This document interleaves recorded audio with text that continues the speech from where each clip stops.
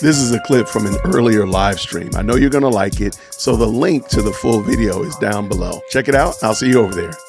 I want to talk about Brandon Tatum because we've talked about Brandon Tatum on this channel before and how he tends to kind of dance around Candace Owens, but he came out pretty hard and, dare I say, really very clear about Megyn Kelly recently and the whole dust up about Ben Shapiro, Tucker Carlson, of course, Candace Owens, and TPUSA. Brandon Tatum came out really hard, super clear, no confusion, no, brain fog or anything like that, which I thought was interesting because when it came time for him to talk about Candace Owens, he was not this clear.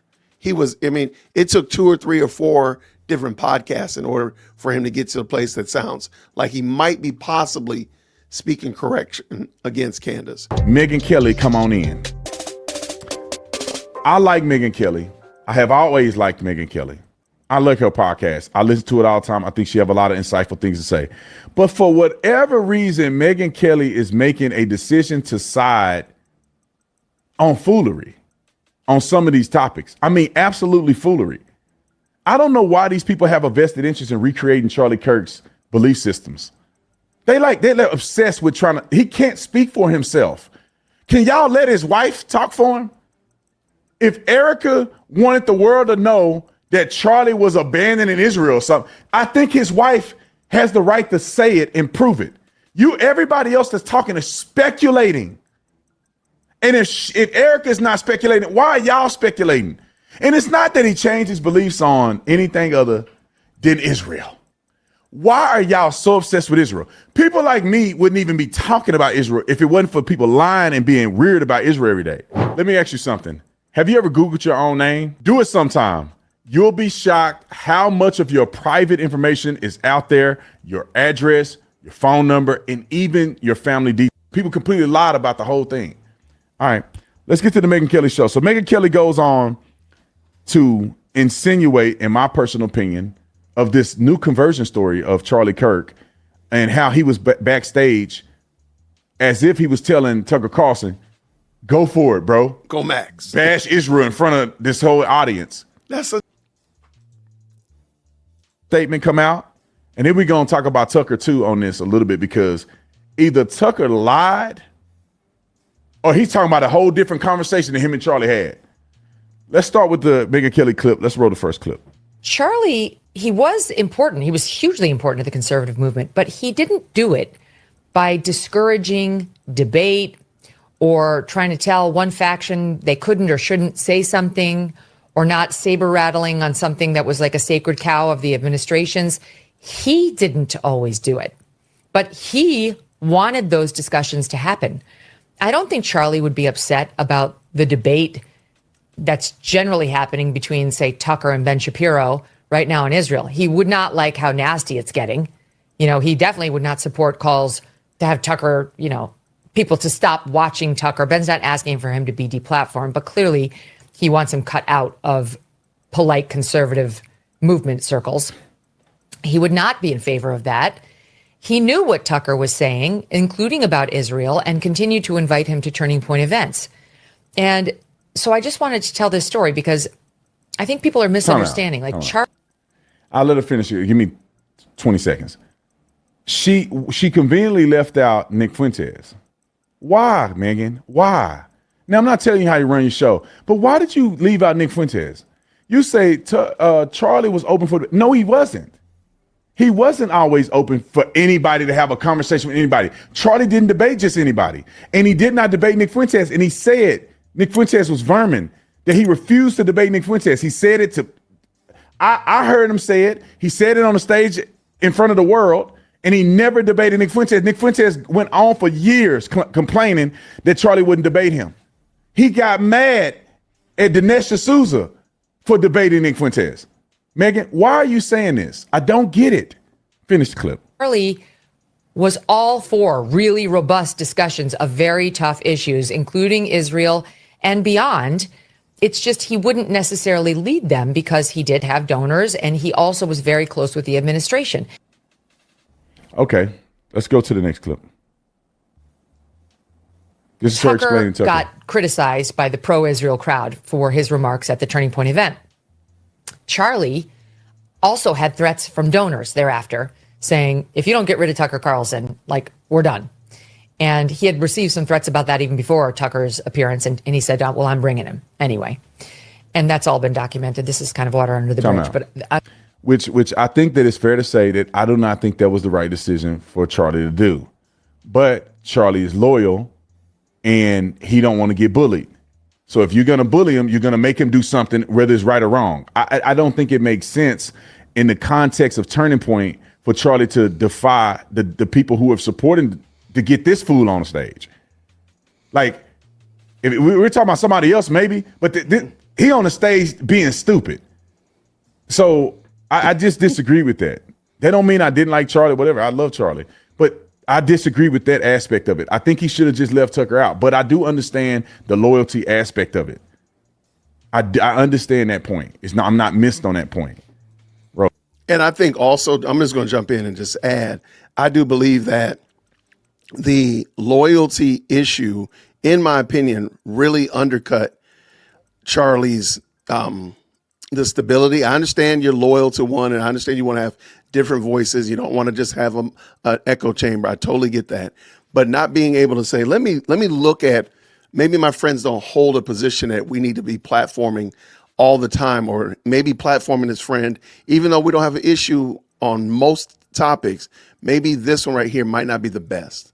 And it does lend itself, because we see it now. We see now, post Charlie Kirk, he probably should have cut ties with Tucker Carlson, in my opinion. I'm showing it to you for a different purpose. Tucker on that broadcast said the following about his backstage conversations with Charlie before he went out there. Hold on. Now I want y'all, hold on, let it get to him real quick. Before that. Now I want y'all to pay attention to this. This is very important to acknowledge. Either Tucker completely lied about this, or Megyn Kelly and Tucker in this clip that she played is unrelated. One of the two happened, because what Tucker is getting ready to describe is nothing near what Megyn Kelly is showing in this clip. I don't know why she's trying to put this together. She could just talk about something else. Why are you trying to put this together? It actually looks like Tucker brushed Charlie off. It looked like he was like, yeah, all right, I'm talking to somebody else. All right, whatever, go for it, Max. Wait till I show you. Wait till I show you guys. Roll this clip. At speech that I gave in July, we had a conversation about this backstage right before I went on. Right before, and I was fulminating and getting all red in the face, like I often do, to my shame. And I was mad thinking about this and thinking about the effort by the neocons in the United States to draw us in to another forever war with Iran. Not a defense of Iran, of course. It's merely an acknowledgement that we've done this before. Pause. But just admit you were wrong, you idiot. You and all these other fools fear-mongered us and said, we're going to get an Iran war. Trump said he wasn't going to do it. You fake MAGA people who supported Trump, and then you turn your back on Trump because it has something to do with Israel. They turned on him because they weren't worried about the Iranian war. They know we weren't going to start a war. He killed Soleimani in cold blood and laughed at him, and Iran didn't attack us. They know better. They don't want that smoke with us. And so when Donald Trump made the strategic decision to do what he did, we know we weren't going to get in a war. I told y'all we weren't going to get in a war. He know we weren't going to get in a war. But they hate Jews in Israel so much that they are willing to turn on Trump over this that never happened. When is he going to apologize and say, I was wrong? I was completely wrong. I had no evidence that it was going to happen. I just said it anyway to fearmonger because I hate Israel. Roll the clip. Happened in Iraq, which we entered into at the behest of those same foreign policy strategists, and Trump wasn't in office. And so I was going on at some length backstage with Charlie, and I said, probably not going to talk about that. I'm not going to torture you. I know your donors hate this when I say that. And also Epstein was in the news, and it was clear to me that, Epstein's probably not like a Mossad agent or something, but Epstein clearly had contact with Israeli intelligence and American intelligence and French intelligence, but the only one you're not allowed to talk about is Israeli intelligence. But it seemed true to me, and I had done some work on that. I knew a bunch of people pretty close to that story, so I thought that. And I said that to Charlie, and I said, but I'm not going to say that because I don't want to make your donors mad. I know it's just going to be like an endless flurry of text telling you to stop or you're going to lose a bunch of funding. And he looked at me, I'll never forget it. Go Max. And said, go all the way. Do it. Go all the way. I said, man, a lot of things I can talk about. I don't need to talk about that. And he said, do it. So I did it. Now, maybe I'm retarded, but this is he said, I'm back there fuming. I'm back there turning red in the face. They had a full conversation. And then Charlie tells him, and he's never going to forget, go for it. Now, let's look at the clip that Megyn Kelly is showing because this go full max, I mean, they must be talking about two different conversations because this go full max backstage before he speaks is nothing like what we finna see in this video. Roll the clip. And here's the thing, Stu. I was recently going through some old pictures to find one of me and Charlie that I knew we took at that event. And not only did I find pictures of me and Charlie, but I found a video of me, Tucker, and Charlie speaking backstage right before Tucker went out. Tucker and I were talking. Charlie came over and interrupted for just a second. And you can hear him on this tape, which I've listened to many times. It's very clear on my phone, less clear here probably as we play it. But he says to Tucker, go Max. He interrupts the conversation because he has to say to Tucker something. And what was so important to him to tell Tucker was, go Max.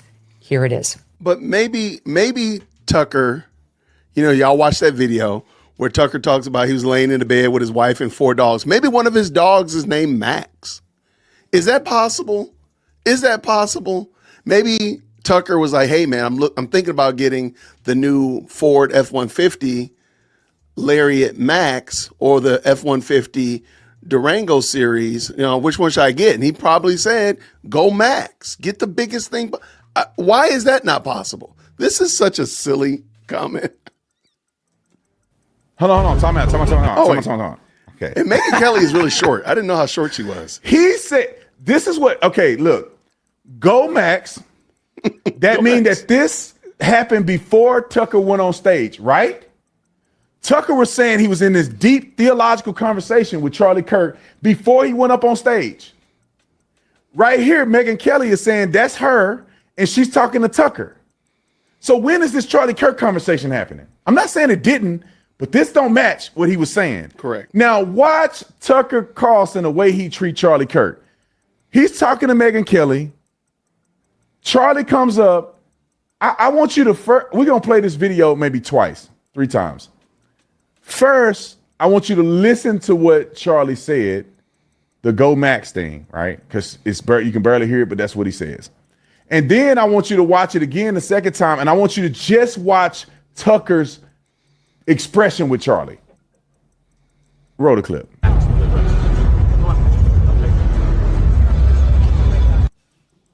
Go back, bro. It's like he didn't even, when you talk to somebody, you like when Charlie, and I got to tell y'all this, Charlie said something to me backstage very similar to this. Did he tell you Let's play it again. Just watch Tucker's reaction. Can you make it full screen? That picture? Because I want y'all to see this. Go ultra. Watch Tucker's reaction to Charlie. Is he interested or not interested is the question. Roll the clip. Here it is.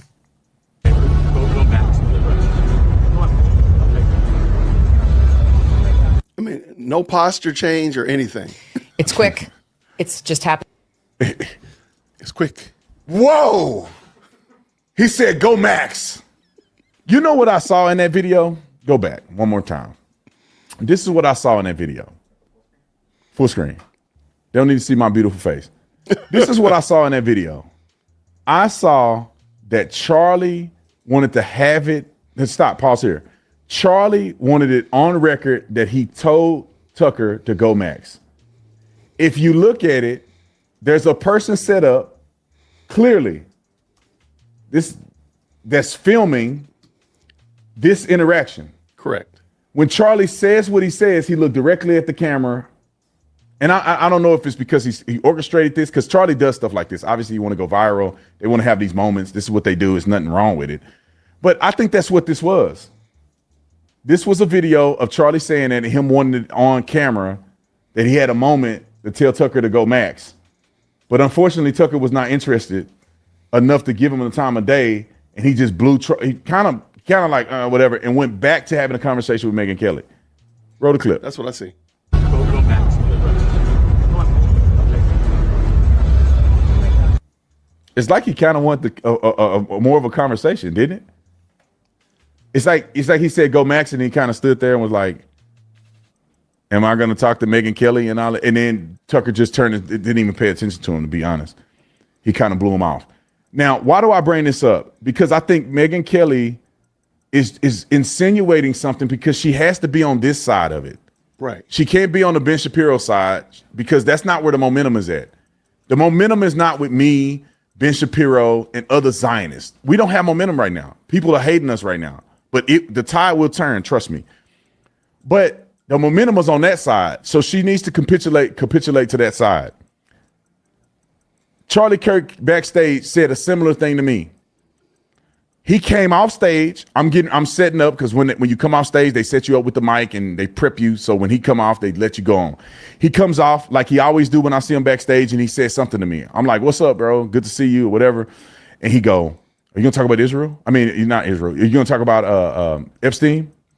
And I say, "Oh, yeah, of course." You know, I don't care what they want me to talk about. I'm gonna talk about what I want to talk about. But he mentioned it, and I was kind of confused. I was like, I didn't think it was a big deal. But he's like, "You gonna talk about Epstein?" I'm like, "Yeah, of course."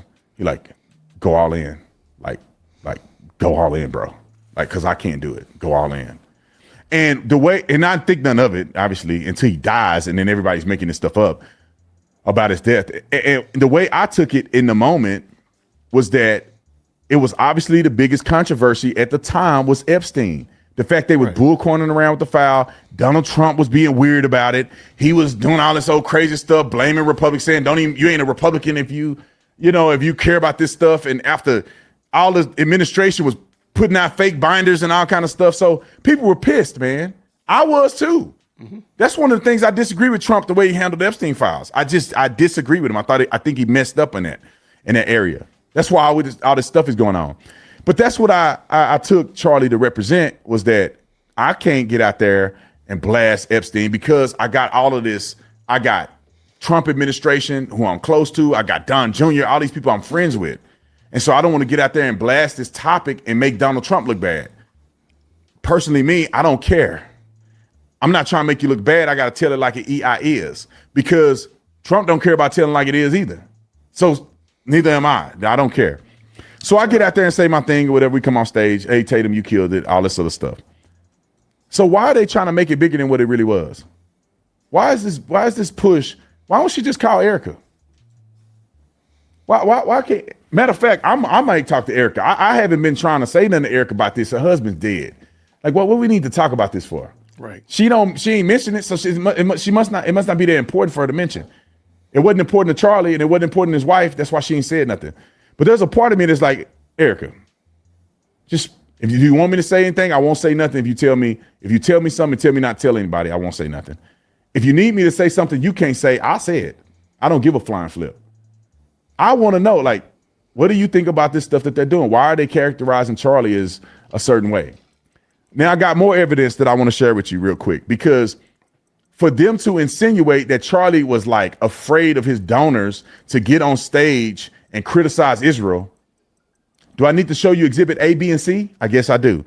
Come on, pull up that clip. Clip 104.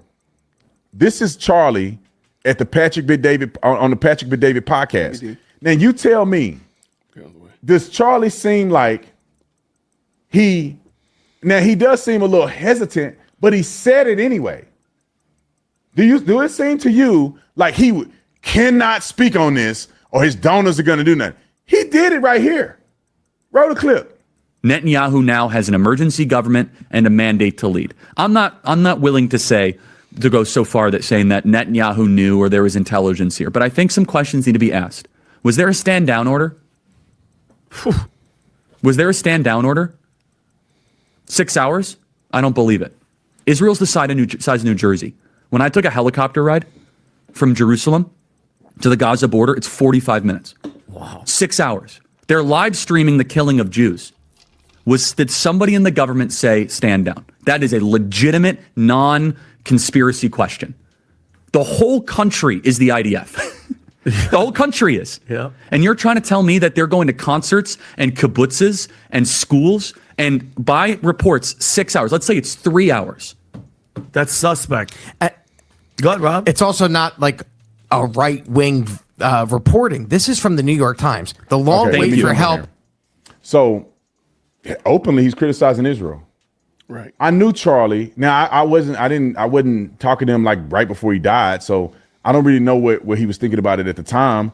I do know that he was with Josh Hammer and a rabbi who messaged me, and they were on a text thread with him, prepping him to defend Israel at UVU the day before he went there. So clearly he hadn't abandoned Israel. Openly criticized. I think that's a good question to ask. I think there's answers to that question. Interview people in the IDF. I interviewed a guy at Pastor Alan Jackson's church who was a colonel in the IDF, and he had made mention that he do not believe that it was a stand down order. What happened, it was way more complicated than they thought it was, right? They put all their resources in the north because they were afraid of the invasion coming from the north, not necessarily Gaza. Then they had a special holiday, Rosh Hashanah, I think, a special holiday, and it was Shabbat. So they got their pants all the way down before this attack happened. And the colonel was saying that they came over, it was an alert went out that it was a terrorist attack, but they didn't realize the scale of it. They thought it was a couple terrorists that came over and they were combated by the police force and other people in the kibbutz. It was a fight going on. He didn't think it was that many people. They thought it was a small incursion. They didn't realize it was 7,000 terrorists. You know how crazy that is? I want y'all to put this in perspective real quick and I'll get to some more evidence. Do you know how crazy 7,000 terrorists are? A guy goes on a Virginia Tech campus with a handgun and killed 32 people. One person. We have seen active shooters and all of this. You got the guy in Vegas that killed 50 people. You got the Pulse nightclub, the guy killed, 50, 60 people in there. Pulse nightclub, one shooter, one club. Imagine 7,000 terrorists. America, I hope that the guy that never happens, our equipment and stuff is a little better. We don't have Rosh Hashanah and all this other stuff. So we kind of on alert, and everybody got a gun. In Israel, everybody don't have a gun. Just because they serve in the IDF, they're no longer in the IDF, and they may not be carrying a gun. And this is at the kibbutz, too. So these people don't even have a gun on them. They have guns stored in these places, and they're kind of like the liberals. They love the Palestinian people. That's why they came and killed them. They invited them to their house. They advocated for the Palestinian people, and look who they killed first. Okay. But anyway, they got overwhelmed. And the IDF guy said it was like 12 hours before they can get it under control. You put that stuff in perspective, the damage that one active shooter can do in America, imagine 7,000, we would have trouble combating that level of force. So anyway, let's go to the next two. 105. This is Charlie Kirk also saying negative things about Israel on camera. Roll the clip. But the fact is now Bibi and the Israeli hard right government has a mandate. I got to be careful the way I say this. They're going to try to ethnically cleanse Gaza. Yep. I mean, I don't use that term lightly. Okay. They're talking about basically removing 2.5 million people from there. Okay. And honestly, they have a mandate to go seek justice and revenge. They do. This idea that they need to have a truce or a peace treaty, that's morally crap after you see women and children be burned alive and dragged to the streets. But there are some serious questions here, Patrick. And let me tell you, my pattern recognition over the last 5 years has become pretty sharp. COVID, Maui fires, Epstein. When I see a story and it doesn't click, our guts are usually right. All right, so openly on Patrick Bet-David, he said that. And you telling me now here's the thing I want people to understand, and then I'm gonna bring in one more clip. Charlie Kirk is very clear that he began to question the Israeli government. I know it, you should know it, everybody around him knows it. That does not mean that he turned on Israel and his Zionist perspective of Israel's right to exist. His frustration was with the government, not the existence of Israel.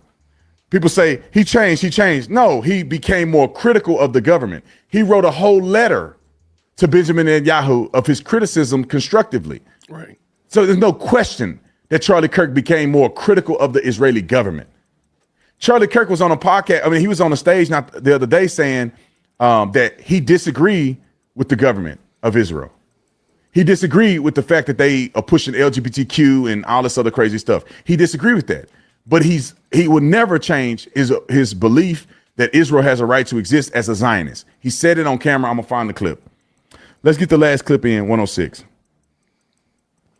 Roll it. And Jewish donors, they have a lot of explaining to do, a lot of decoupling to do, because Jewish donors have been the number one funding mechanism of radical, open border, neoliberal, quasi-Marxist policies, cultural institutions, and nonprofits.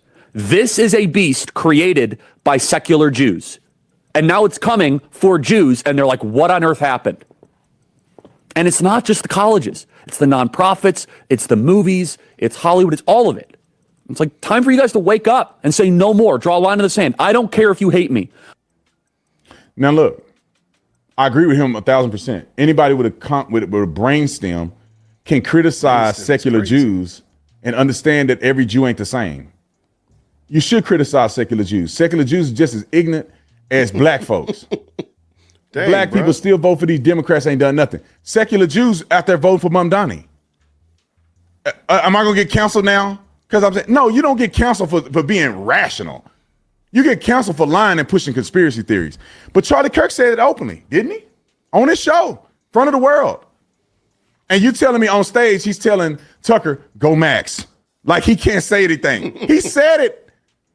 Charlie Kirk was openly critical of Israel, the government. Come on, bro.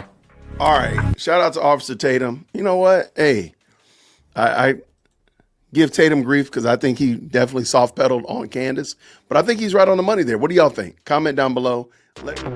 I know you liked that episode. This is actually a clip from a larger live stream. The link is down in the description, so you can go check it out. I hope you enjoyed it, and I'll see you down there. Grace and peace.